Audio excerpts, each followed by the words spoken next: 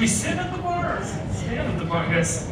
This one. This feels good. Yeah, a little more natural. Right? Yeah, this I feel like, well, you stand a lot in your show. A lot of times, you're at least in raw craft, you're kind of standing and following people around as they do their work. Yeah, it's grueling. The drinking and the standing and yeah. You just want to sit down and eat a meal. You don't want to stand and watch. So let's talk about how this series came about and what interested you in it. They contacted me a few years ago with, and right away this was a product that I actually drink and like and feel good about standing next to, with an idea for a bunch of short films, a series of short films highlighting craftspeople who in almost every case make things much more slowly in a much more expensive fashion, often products that nobody's really particularly asking for. I mean, there's not an existing market out there for a lot of these things. They're not responding to a market or filling a market. They're people who, for whatever personal reasons, want to do something the old, difficult, long, more, most excellent way. And, I admire that. I guess deep inside me there's somebody who wishes that they could make useful things.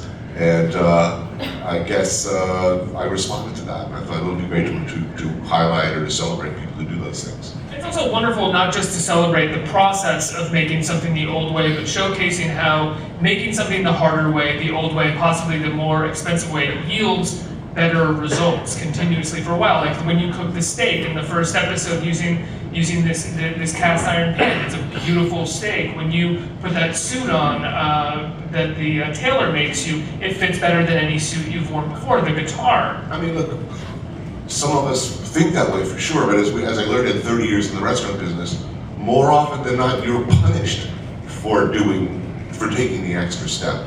It's unnecessarily expensive. It takes too long. No one can tell the difference, or maybe not enough people can tell the difference. So somebody who makes a hand-tailored suit or handmade shoes, that's hard for a lot of people to grasp why you would want to do that and why you might want to spend the extra money for something that the guy who made the suits, Frank Shattuck, for instance, this guy takes a month to make a suit.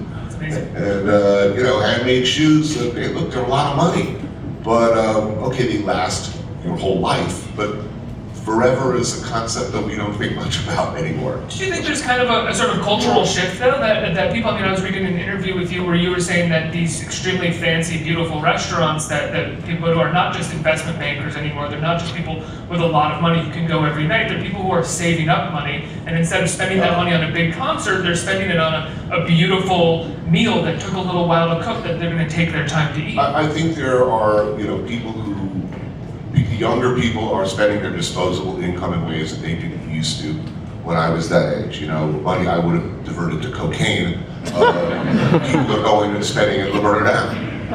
The value system has changed. Food has become a form of entertainment.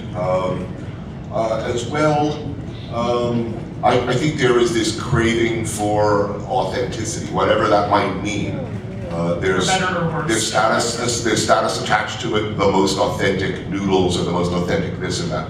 There is kind of a turning back or a yearning for authentic things, even traditional things.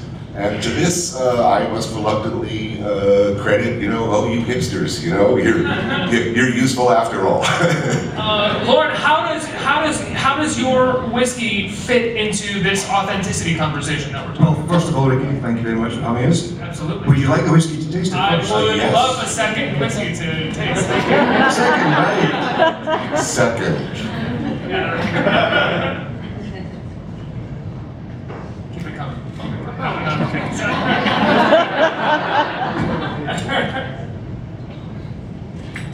What's this? What is this? He gets a special goblet? What's going on? Cheers. So guys, first of all, I noticed your host earlier said cheers. In Scotland we say slán. It means good health. Let's try it. Slán. Slán. Come on, better than that. Slán.